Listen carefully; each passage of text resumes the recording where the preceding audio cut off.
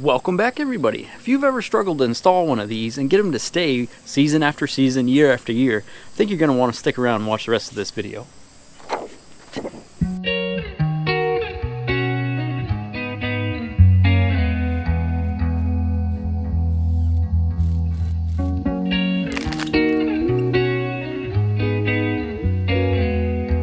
So that's the struggle I had, is getting these to survive in the woods year-round, season over season. You can see they catch the wind out here. It's like a sail. So proper way to install these is probably a backer board. Plywood, I think, is the most common. Staple them to the plywood, screw the plywood to the tree, and then they'll last quite a while. But these are about $1 at the store, and that plywood and cutting it out and everything, that's a lot more labor and cost on top of the $1. So I got to looking around online for solutions, alternatives, what other people are doing. And this company popped up pretty quick. They're called Serious Property Markers. And they design these like injected plastic posted signs. These meet my state requirements. You see they got the holes in them so the wind's not catching them as easy. And they're supposed to cut out that backer board process and last a long time. So I'll dive in and show you if I think these are going to work. Cost-wise, this was a no-brainer for me. These old signs cost about 97 cents, $1 depending on where you are, and these plastic signs cost a little less than $2 shipped to my house. So no brainer, like I said. It came in this big box, so shipping was around $40. They actually, I think it was $150 for 100, and then shipping was about 40-ish. So yeah, obviously price is subject to change depending on what's going on, but Serious Property Markers. They do throw in these. They threw in a handful of these same plastic things that could click in and lock to the corner of your sign if you wanted to. Just a cool little value added thing. Alright, I grabbed a couple dozen signs and a tool belt.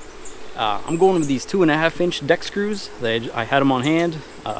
They'll work fine for this, and I know they'll hold up to the elements, and easy enough to back out if I ever want to move a sign, take it down, or harvest the tree.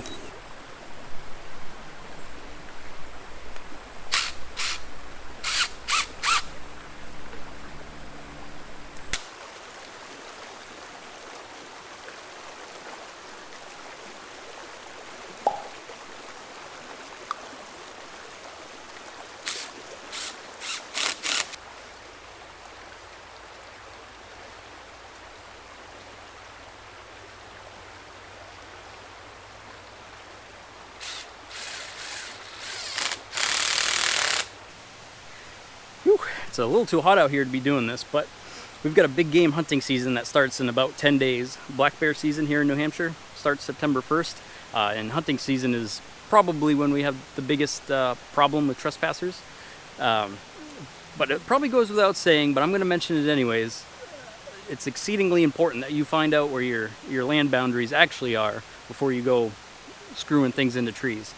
I can't speak for where you are, but where I am, timber trespass is a very real thing, and unless you own the tree or the tree is on the common boundary line and you own an interest in the tree, you can't go screwing or nailing into the tree legally. If there's a big veneer tree that you screw your sign into and it's not yours, and the neighbor planned to sell that tree someday, or even if they didn't and they say they did, you're on the hook for the cost of that tree. So exceedingly important. I'll show you some common boundary evidence that doesn't necessarily mean you're on the boundary, and how important it is to know where your boundaries are. So hopefully it doesn't come as a surprise to you, but just because your realtor told you that old stone wall is your boundary line, that doesn't necessarily make it true. Similarly, just because you find some old barbed wire in a tree that's obviously been here decades, that doesn't mean that this is your boundary line. So unless you have a land surveyor tell you where your boundary lines are, or they produce a map from your neighbor that you can understand, even if you find a more modern solution, like this is an aluminum cap on a number 5 rebar, that's a pretty modern solution here in the Northeast for boundary monuments. Even fresh flagging, you really want to dial in where they are before you start posting signs. So far, I'm super impressed with the durability of these things. I'm not worried one bit about the wind taking it down or a squirrel knocking it off of there. So I'm just gonna grab onto it and see what it takes to actually pull it down.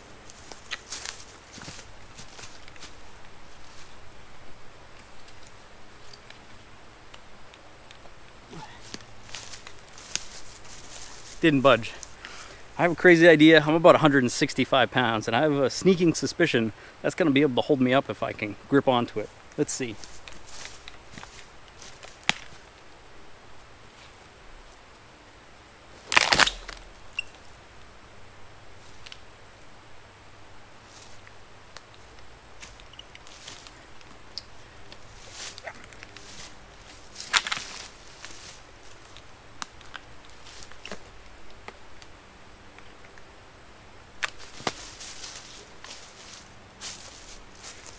Nope, no such luck.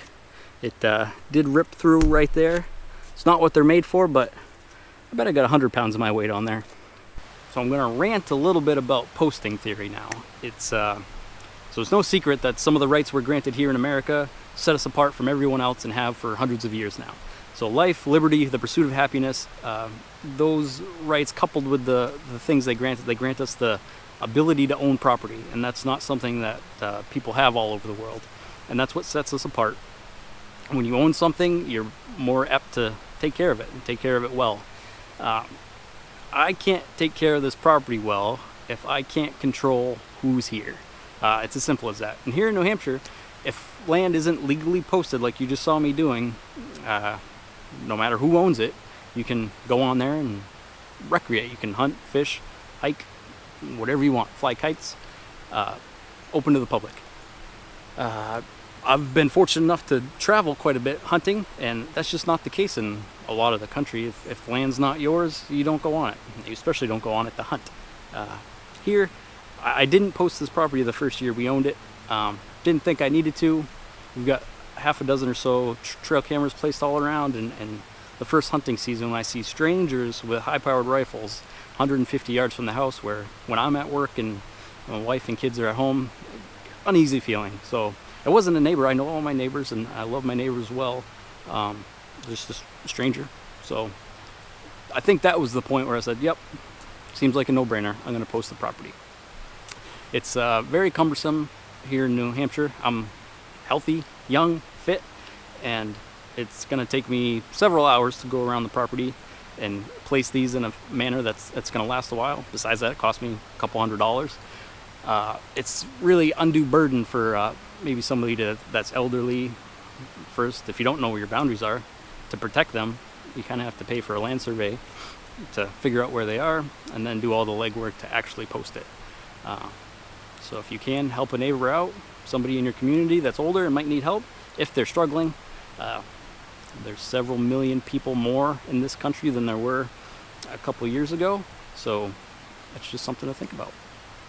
So these 97-cent signs, they do say made in the USA right on them, if that's important to you. But these signs from SeriousPropertyMarkers.com also say made in the USA. I believe they're right from New York. But for us, we're going to ditch these plastic signs from here on out and go with this more permanent solution. I think it's going to make my life easier. And yeah, this video isn't sponsored. We bought these with our own money, shipped to our house within a few days. It's obviously subject to your location and time, but it seems like a great value and a no-brainer for us. So thank you all again for being subscribed. It means a lot to me. I had mentioned there saving time, and it got me to thinking that I think these plastic signs, really they're all about just saving time for me and my family. So me and my family, just a way of life has been hunting, fishing, and trapping, and that's just the way it is. We do all those things on the property. Here in New Hampshire, there's no real legal way to keep other people from doing those things that we want to do when we want to do them, besides these signs. And it's as simple as that. For instance, we have several food plots on the property, and there's nothing keeping somebody else from sitting on the edge of that food plot when me and my kids go down there at 4 in the morning. We want the kids to have the best chance possible when I carve out the time in my schedule to take them, so that they get excited about it and teach their kids and their grandkids.